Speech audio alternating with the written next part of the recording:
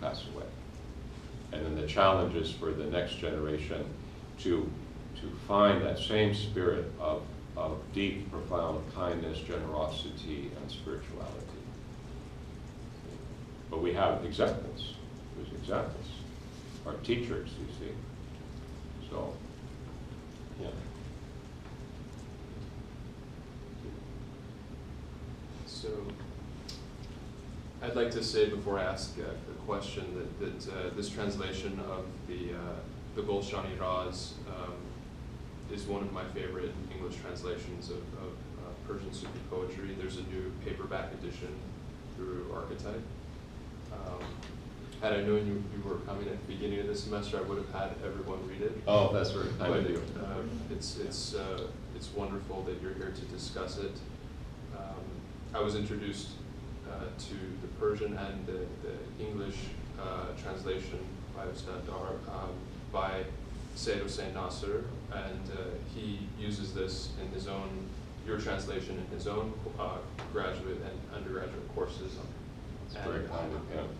Highly recommends it, both for a text on Persian Sufi poetry and for a real, I'll use the word intellectual understanding of Sufism, but I don't mean it in just simply a theoretical sense, Yeah. but in the sense of gnosis.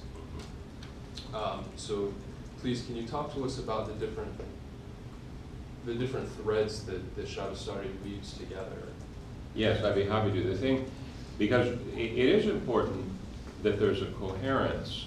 This last point Zachary was making about we can say that there's a part of anything, it needs to be assessed, and so there's the ilmul yaqin.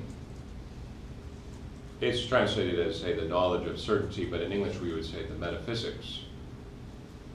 And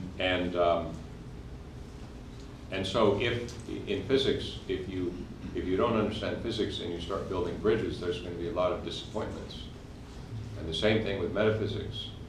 So if people, if there's an imbalance, if there's too much intoxication and not enough discipline, if there's a lack of understanding of principle, a great deal of time will be lost. If there's an understanding of principle, and then the motivational elements, the worship,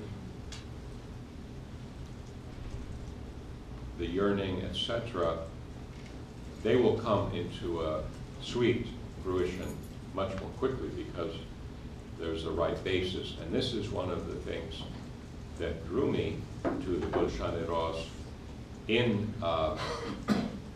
when I was 17, 45 years ago, and I read Johnson's Pasha's translation. I couldn't understand why I was so drawn to it. But I think what it was is that Shabastari is in this small work, very famous work in the Sufi tradition. He's addressing all of these aspects of the self.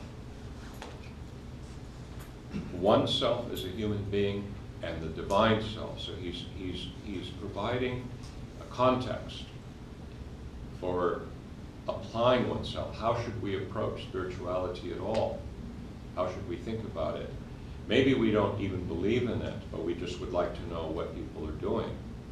But certainly if we're seekers, we're looking for teaching that is authoritative, recognized, and effective. And I found the study of Gulshan-e Raz to be a very effective